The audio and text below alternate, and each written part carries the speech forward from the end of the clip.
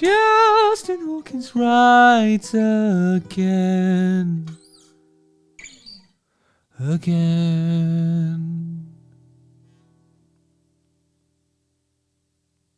Good day to you. It is I, Justin Hawkins. Don't forget I forgot. It's Justin Hawkins Writes Again. So don't forget to like, subscribe, and sign up for those alerts so that you don't miss anything. Today I'm going to talk about this thing here, what I've been sent by my producer. Oh yeah, so it's a YouTube thing, and it's about musicians warning fans about touring. Here we go, guys. Strap yourselves in. We're watching. The only hour and a half, well, today 45 minutes of peace that I have is doing my damn shows. The other 23 and a half hours or 22 and a half hours suck. Brilliant. Okay, that's actually how I feel about it, in a way. I mean, I think for me, touring's actually pretty good. I mean, everybody's different, but I think when you have that sort of hour and a half, 2 hours to perform, that's the bit when you're really focused and you're just thinking about being in the moment. You know, the notes that you play, you know, the connections that you've made, eye contact wise with people in the audience. You're living by the seat of your pants and reacting to a room.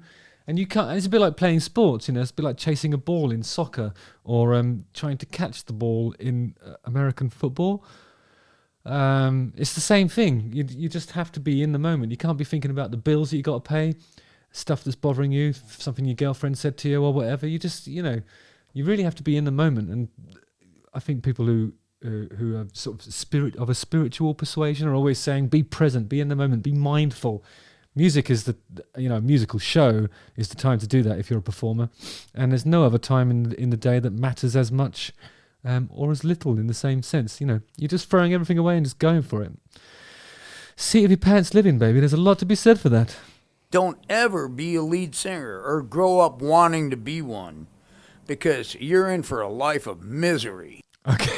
He goes a bit further. He goes a bit further than I would. I think I wouldn't describe it as a life of misery as such. I think you know, as an existence, there's a lot of things when you do touring that you didn't actually sign up for. You know, nobody leaves school early to go and pursue music because they want to talk to journalists. I don't think, anyway, or you know, do sound checks or whatever.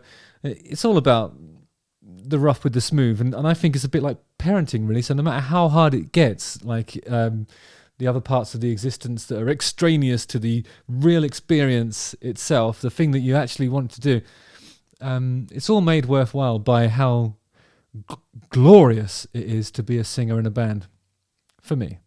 It's the most consistently inconsistent job in the entire world. You never know what the next day is going to be. That's interesting. I don't agree with that. I think being on tour is the only time you have any sort of rhythm or routine. When I'm at home, it's much more chaotic.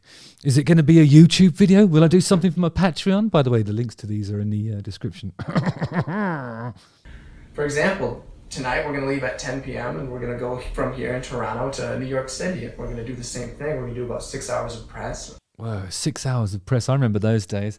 We got on, when we were in Japan once, we had a thing where they had a hotel room for interviews and then exactly the same hotel room but on a different floor, the corresponding room, one floor up was where we did the photographs. So we did interview, photographs, interview, photographs, interview, photographs, interview, photographs. Then it was like, interview, would you like some lunch? Yeah, photographs. Interview, McDonald's in the fucking lift going up to the photographs bit. We were doing it for 12 hours and the record company lady said to us, you know, no band's ever done that before. And I said, well, why the fuck are we doing it then?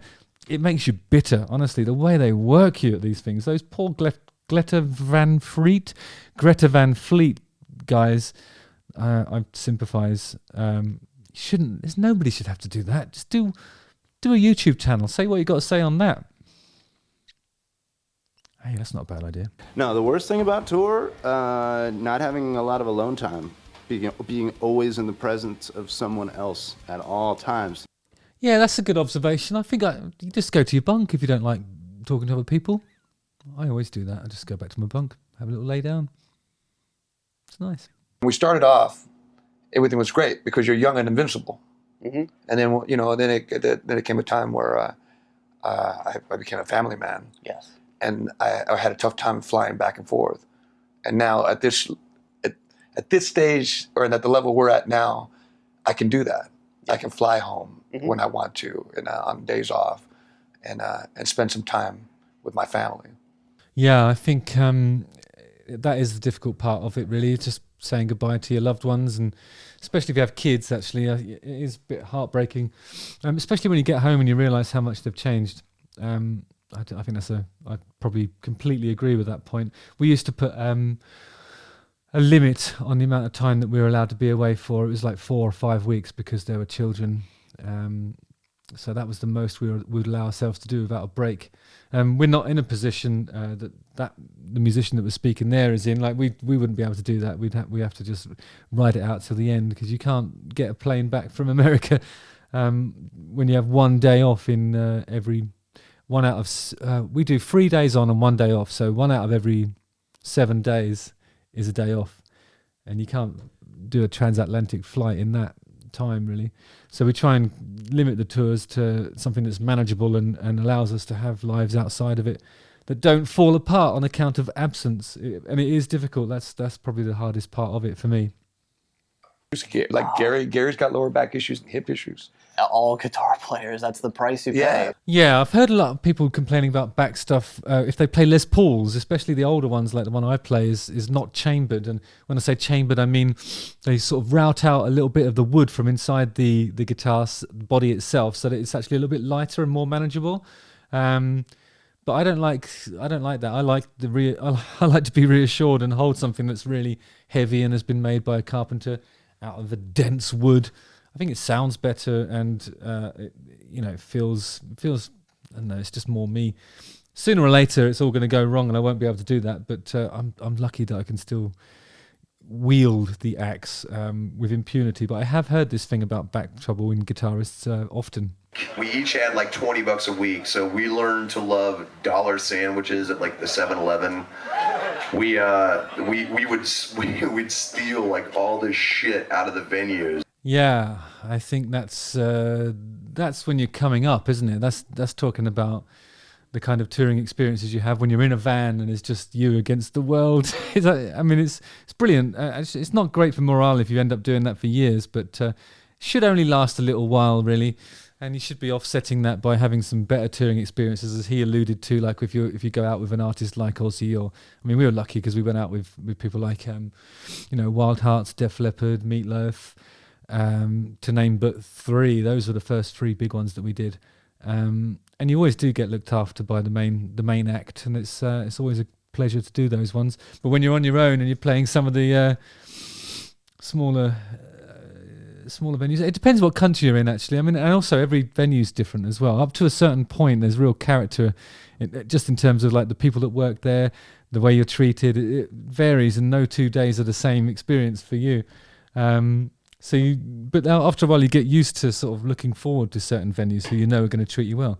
For example, the King Tut's Wawa Hut in Glasgow, where they always make they make you a lovely lasagna, but instead of bechamel sauce, you have cheese, just a thick piece of cheddar cheese on the top. Probably about that much, enough to give you. If I ate it now, I'd probably have a stroke. But as a younger man, I was just feasting on it and loving it. It's just nice to be looked after sometimes, isn't it? You walk out of the bus, and it goes from 60 degrees to about 105 degrees and humid, and it's so bright you feel like you're on the surface of the sun. You smell nothing but diesel fumes, and you walk into a venue that looks exactly like the one you were just in, but it's in a whole different state. And then you walk into your dressing room as though there's going to be like a beautiful, nice, soft couch waiting for you, some Frank Sinatra playing. There's nothing of the sort. There will be a cinder block room with fluorescent lights, and they'll say, your dressing room's not set up yet. And then you kind of just look at everything, and you walk right back to your bus. Yeah. And then you wait for another 5 hours. Yeah, that's true. Well, it depends. Like some places are different. It depends on what level you're touring at. If you're an arena band, then all that stuff's going to be ready for you by the time you get up, even if that's only like 12 or 1. Smaller places, it really is just luck of the draw, and there are some venues that you look forward to, and others that you don't, for exactly that reason. But I'd love to step out of a bus and be in 100 degrees searing heat. That'd be astounding. We always tour in the winter because we've got Christmas song, so That was a mistake. Always do, guys, if you're coming up and you're just about to break through, don't write a Christmas song. Do a summer smash instead. The touring's much more fun. You get that experience, not to get off the bus and then suddenly it's -5 degrees and the venue's not ready, so you get back on the bus. Yeah, I suppose I can understand that. I suppose touring in extremity... I don't know why I make this noise in between saying stuff. It's because I don't know what to say. Anyway, yeah, I agree. I concur wholeheartedly. It sucks traveling so much and having to move from one city to another every day, and it's stressful and draining. I like Michael Monroe. He's funny. But still, being on stage doing the show, and especially with this band, we're having such a good time that it makes it worthwhile. I think he's saying what I said earlier, really. You know, that little bit of time that you spend on stage connecting with your audience, doing the thing that you actually were born to do, makes up for all that other stuff that you have to put up with. You know, of course you have to make sacrifices to do this. It's the best fucking job in the world. You don't just get given it. You got to work for it, and you got to do other stuff to justify doing it. Now, nobody likes doing work. I fucking hate doing work. I hate talking to journalists. I hate doing 6 hours of promo. I hate a lot of things. I hate all the time. Yes, I'm a hater. Somebody observed that in one of my comments reaction videos a few weeks ago. But, you know, I do love doing music, and I think it makes it all worthwhile. It's that little bit of... It's a little bit of magic that makes it all worthwhile. Sounds like everybody's in agreement. Whilst it looks glamorous, it isn't all glamour. Who knew?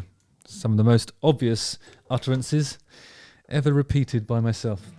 Yeah, if you... I think it's important to remember that we're privileged to do music, and of course that doing music comes with a lot of stuff that you just didn't sign up for, and that's too bad. You know, if you don't like it, don't do it. Do something else. Easy. Or do one of those talent shows where you win the talent show and then you're just at the front and centre of a massive touring organisation that's putting money into Nigel Lithgow and Simon Cowell's pockets. Or just suck it up. Get on with it. Justin Hawkins rides again. It's okay to complain about those things, though. I think it's fair enough. 6 hours is a long time to be doing press. But when you're Greta Van Fleet, everybody wants a piece of your shit, and that's the reality.